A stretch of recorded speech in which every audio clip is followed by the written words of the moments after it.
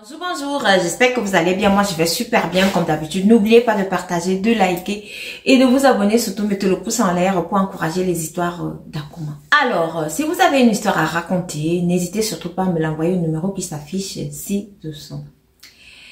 À travers nos histoires ici, nous donnons des conseils et nous tirons chacun une morale. Aujourd'hui, on va parler de l'histoire de Fatima. Alors, Fatima était une dame qui était très très bien éduquée.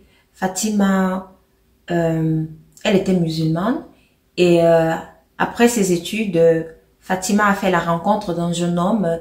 Lui, il était plutôt chrétien. Mais les parents, ils n'avaient pas de problème à ce que Fatima épouse ce jeune homme, puisque Fatima, leur fille, aimait tellement ce monsieur et le jeune homme aussi aimait bien Fatima. Alors, Fatima épousa ce monsieur. On n'a même pas demandé au monsieur de se convertir en islam, non. Ils se sont dit, chacun a sa religion. Ce qui est le plus important aujourd'hui, c'est l'amour que les deux ont l'un avec l'autre. Waouh, une famille très très moderne, hein, vous voyez. Famille très très moderne. Ils ont vraiment respecté la religion de tout un chacun. Les deux se sont mariés au civil, à l'état civil. Alors, Fatima, elle vivait sa belle vie avec son mari. Tout était bien, il n'avait pas de problème. L'année qui suivait, Fatima, elle a eu une fille. Et 2 ans après aussi, Fatima, elle a eu encore une fille. Donc, Fatima, elle a eu en tout et pour tout 3 filles et 1 garçon. Alors, Fatima avait déjà 4 enfants. Et pendant que Fatima tombait enceinte, elle a laissé... en fait, elle n'a pas pu trouver un travail. Elle s'est d'abord concentrée à éduquer ses enfants. Son mari, lui, il était tout à fait d'accord avec ça. Il a dit, il n'a pas de souci, il n'a pas de problème. Alors, son mari dit alors à Fatima que comme les 4 enfants sont là, c'est vrai, je ne veux pas que tu sois trop fatiguée. En même temps, quand je rentre du travail, tu dois t'occuper de moi et tout. J'aimerais qu'on prenne alors une servante. Fatima qui dit, ah, mon mari, merci. Ça, c'est vraiment une très bonne idée. C'est ainsi que Fatima, elle a donc fait venir une fille de son village qui était aussi bien éduquée.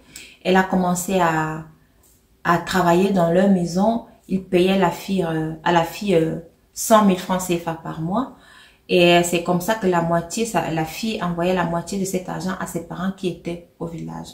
Mais Fatima et son mari étaient vraiment très gentils avec cette servante-là. Elle a fini, après 10 ans, elle était toujours dans leur maison, elle restait là avec Fatima.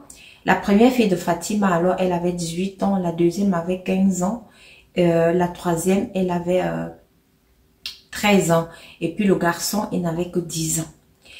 Pendant tout ce temps-ci, la servante qu'ils avaient pris au village était toujours là, très bien éduquée, elle faisait tout, elle n'avait jamais eu de problème avec Fatima et son mari. Malheureusement, pour cette servante-là, ses parents sont tombés malades au village. Il fallait qu'elle rentre parce que c'était elle l'aînée de la famille et parce que c'était elle qui subvenait aux besoins de sa famille au village. Il fallait donc qu'elle rentre pour s'occuper de ses parents. Heureusement pour elle, lorsqu'elle travaillait, elle mettait quand même des 50 000 francs là de côté, puisqu'elle avait 100 000, 50 000 elle envoyait à ses parents et 50 000 elle gardait ça tout le temps. Et puisqu'elle habitait chez Fatima, dont elle ne payait pratiquement rien du tout, comme alimentation ou alors quoi que ce soit dans ce sens-là. Fatima et son mari, ils ont dit, ok, il n'y a pas de souci, on va aussi t'épauler. C'est comme ça qu'ils ont aussi pris 500 000 francs. Ils ont donné donc à la servante là de partir de s'occuper de ses parents. Et entre-temps, Fatima et son mari cherchaient alors une fille. Ils cherchaient donc une autre fille qui pouvait venir prendre la place de la première servante qui était là. C'est ainsi que les deux donc se sont donc joints par le biais d'un ami. Ils ont trouvé une agence qui met en disposition ce genre de filles. Mais la condition de Fatima, c'était que la fille devait rester avec eux. Et puis Fatima aussi devait commencer un travail dans une boîte de la place, puisqu'elle se disait que bon, là maintenant les enfants sont déjà âgés, le dernier il a 10 ans, ça va, elle peut maintenant reprendre un travail. Donc, il fallait absolument une servante dans la maison. C'est ainsi que par le biais de cette agence-là, que je vais taire le nom ici, ils ont eu cette jeune fille. Elle avait 21 ans, la jeune fille. Et elle restait donc chez Fatima et son mari. Donc, elle avait sa chambre à part dans la grande maison. Parce que Fatima et son mari avaient construit une très grande maison, très très belle. Alors, les jours passaient, tout se passait bien. D'abord avec la deuxième servante qui était venue. Elle n'avait pas de soucis et rien. Mais un mois après, les filles de Fatima ont commencé à se plaindre, de dire à leur maman que maman, il y a des trucs bizarres qui se passent dans cette maison. Je ne sais pas si c'est moi qui rêve ou alors c'est un rêve ou alors c'est la réalité. Mais j'ai toujours l'impression que dans la nuit, pendant que je dors, c'est comme s'il y a quelqu'un qui vient coucher avec moi. Donc ça, c'est déjà l'aînée de 18 ans. C'est elle qui se met donc à dire ça. Qu'elle a l'impression qu'il y a quelqu'un qui vient. Donc elle avait d'abord commencé à dire ça à sa petite sœur qui a 15 ans. Que mais est-ce que toi tu ne ressens pas ce que je ressens et tout. C'est aussi comme ça que la petite sœur lui a dit qu'elle aussi, elle ressent la même chose. Que depuis que la première servante qui était là est partie et depuis qu'ils ont la nouvelle là, c'est au même moment que ça avait commencé. Alors, les deux étaient donc en train de dire ça à leur maman. Quand la troisième qui a 13 ans aussi, on se dit que oui, c'est une enfant, elle ne comprend rien. Non, non, non, non, non. Elle aussi, elle avait les mêmes sensations. Donc, elle a entendu ses deux sœurs parler avec leur maman. Elle est venue, elle a dit à sa maman que maman, moi aussi, pendant que je dors, j'ai comme l'impression que quelqu'un... Après, leur maman leur pose la question, mais vous êtes encore pucelle, non? L'aînée de 18 ans dit à maman que oui, je n'ai même pas de copains. Les autres aussi disent qu'elles n'ont pas de copains, elles sont encore toutes pucelles. Elles n'ont jamais connu l'homme et tout. Mais elles disent à leur maman que maman, il y a quelque chose qui se passe. Elles ne savent pas si c'est un rêve ou pas. C'est ainsi que le soir, donc, le mari de Fatima est rentré. Fatima dans la chambre, elle a causé avec son mari. Elle a posé le problème à son mari que voilà ce qui se passe dans cette maison et elle ne comprend pas ce qui se passe. Alors, le mari a dit à Fatima que ne t'inquiète pas, on va souvent faire les prières dans la maison. Mais Fatima, alors, elle est musulmane. Le mari dit à Fatima qu'il n'y a pas de souci. Tu pries comme les musulmans. Moi, je vais faire comme les chrétiens. Peut-être que ça ira. Peut-être c'est un mauvais esprit qui vient errer ici dans la maison et tout et tout. C'est ainsi qu'ils ont commencé à prier. 6 mois se sont écoulés. Les 3 filles ne voyaient plus leur menstru. L'aînée vient dire à sa maman que maman, je ne vois, ça fait quelques mois, je ne vois plus mes menstrues, je n'ai plus mes menstrues. Donc l'aînée, comme les 3 étaient tellement complices, elle dit aussi à sa soeur de 15 ans et la soeur de 13 ans aussi qui vient, vous savez, parfois il y a certaines petites filles qui sont précoces comme celle de 13 ans là, elle était vraiment précoce, elle aussi, elle avait déjà les menstruations, mais elle aussi à ce moment-là, elle n'en avait plus. C'est comme ça qu'elles sont donc allées, comme je disais tout à l'heure, se plaindre encore chez leur maman en disant maman que maman, on n'a pas nos menstrues. Heureusement que Fatima et son mari éduquaient très bien leurs enfants. Ils se sont encore plaints, elles se sont encore plaintes chez leur maman en disant qu'elles ne voyaient pas leur menstruation et qu'elles continuent à avoir ces rêves-là. C'est ainsi que le mari de Fatima a dit donc ok, on va donc aller chercher un prêtre parce que on ne comprend pas ce qui se passe. Elles disent qu'elles n'ont pas de copains, mais pourquoi les 3 sont enceintes? Mais qu'est-ce qui se passe? Et elles disent qu'elles voient des choses bizarres, elle a l'impression qu'il y a des maris de nuit qui viennent avoir des rapports avec elle. Alors, on a amené toutes les 3 filles chez le pasteur. Arrivé là-bas, le pasteur a expliqué que non, il n'arrive pas à bien discerner, mais il y a un mauvais esprit dans la maison. Il y a un très mauvais esprit dans cette maison-ci. Il faut qu'il commence à faire des prières. Par là, peut-être il aura une révélation. C'est ainsi qu'ils ont donc commencé à faire les prières. Et Fatima, de son côté, comme elle était musulmane, le pasteur lui a dit, toi, prie comme les musulmans, fais ta prière aussi, qui va aussi dans le même sens. Tout ça là, c'est Dieu. Elle aussi, elle a commencé aussi à prier de son côté. Pendant ce temps, le papa et les enfants aussi priaient. Et puis, quelques semaines après, alors le pasteur là, il décide donc de venir à la maison. Il dit maintenant, il va mettre l'encens dans la maison, il va faire des prières, il va mettre de l'eau bénite, il va mettre du sel bénit et tout et tout. Il vient, il arrive, il met du sel bénit, il fait des prières, ils parlent, ils disent au pasteur ok. Ce qu'on fera, c'est que cette nuit, je vais dormir ici. Mais il faut pas dire à quelqu'un que je vais dormir ici. Je te dis à toi seul, toi le mari, je vais dormir ici. Donc, dans la nuit là, nous aussi on va se réveiller pour aller voir ce qui se passe souvent dans les chambres de tes filles. Le mari de Fatima, il a dit, ok, il n'y a pas de souci. Le soir arriva alors, les filles, elles ont fini de faire leur devoir. Elles sont allées se coucher. Donc, le mari de Fatima, il avait construit leur maison de façon à ce que les trois chambres, les chambres des filles communiquent. Donc, c'était comme un appartement dans une maison. Elles avaient toute leur salle de bain dans la maison. Donc, ça avait l'air un peu d'un appartement dans une maison. Donc, les chambres communiquaient. Alors,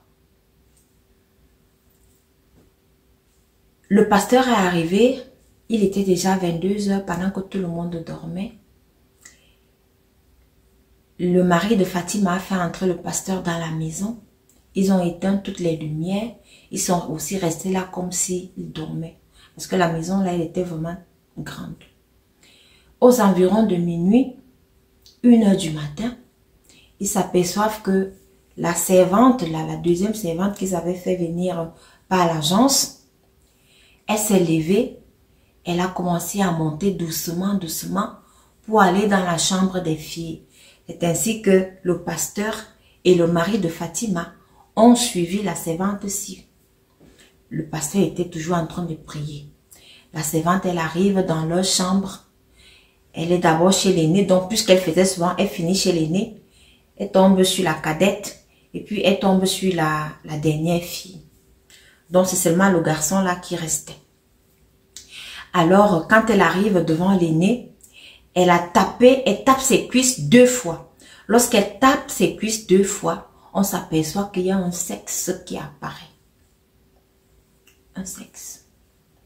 C'est grave. Quand elle fait donc ça, elle s'apprête donc à s'allonger sur la première fille de Fatima. Pendant ce temps, la première fille de Fatima, elle est dehors. Pendant qu'elle veut donc commencer, c'est comme ça que le pasteur et le mari de Fatima apparaissent donc. Ils commencent à verser l'eau bénite sur la servante-ci. On verse l'eau bénite sur elle. On commence à faire des prières que, ah bon, aujourd'hui on t'a attrapé. Et là, quand ils baissent le visage, ils se rendent compte que la servante là, elle a une boutique comme ça. J'espère que vous comprenez ce que je dis là. Elle a une boutique, c'était debout. Il la regarde et dit, mais c'est quoi ça? C'est comme ça que le papa, en fait, c'est comme ça que le mari de Fatima a commencé à crier, Seigneur Jésus, Seigneur, c'est quoi ça? En même temps, Fatima s'est réveillée et les enfants aussi se sont réveillés que, mais qu'est-ce qui se passe? La servante, elle est là. On voit son sexe comme ça. Seigneur. C'est ainsi que le mari de Fatima a donc appelé la police. La police est arrivée. Ils ont fini de raconter cette histoire-ci. La servante s'y était là comme ça. Sa boutique là ne se baissait plus. C'était resté calé puisqu'elle n'a pas fait l'action. Dans la condition chez elle, c'était qu'elle devait toujours faire l'action. Elle devait faire ça. Elle est restée là. Elle ne parle pas. Elle ne dit même pas un mot. C'est ainsi que la police l'a donc amenée à la brigade. Ce qui est mauvais là, c'est que les filles de Fatima sont enceintes d'un esprit, d'une personne humaine, on ne sait pas. Fatima, elle a sa religion qui condamne les avortements. Le papa, là, malgré qu'il soit chrétien aussi, il dit que non, il faut seulement enlever les grossesses là à ses filles. Il ne peut pas, parce que ça c'est du satanisme. Ça c'est du satanisme et il ne sait pas quoi faire. Il se dit que ces enfants là ne sont pas des enfants réels. Parce qu'on avait l'impression que la servante là envoûtait les filles de Fatima. Donc elle ne savait même pas. Mais, comme on dit toujours, dans une maison où il y a une prière, il y a la prière. Il y a toujours quelque chose qui revient toujours dans la tête, qu'il y a quelque chose qui se passe. Dans la servante là, on dit jusqu'aujourd'hui, sa bouche est fermée, elle ne parle pas, elle ne dit rien, elle est seulement là. Voilà donc l'histoire de Fatima. Faites très attention aux servantes qu'on choisit souvent pour les mettre chez nous. Le dehors, il est devenu risqué. Hein? Les gens font des pratiques bizarres. Moi, je ne sais pas pour quelles raisons. Quelles sont les fins de ces pratiques-là? S'il vous plaît, écrivez ce que vous pensez de cette histoire en commentaire. Est-ce que le papa, est-ce que les filles de Fatima doivent enlever ces grossesses-là, de peur que ça ne soit, de peur que ces enfants-là soient des enfants maléfiques demain ou après-demain? Est-ce qu'elles doivent garder les grossesses-là? Parce que Fatima dit que elle ne peut pas faire un avortement à ses enfants. Elle ne peut pas faire un avortement à ses enfants. Parce qu'elle s'est dit que ce sont des êtres humains. Mais le mari, il est d'avis que ce ne sont pas des êtres humains. Le pasteur aussi, il est d'avis que ce ne sont pas des êtres humains. Dites, s'il vous plaît, ce que vous en pensez. Merci de m'avoir écouté et rendez-vous à la prochaine vidéo.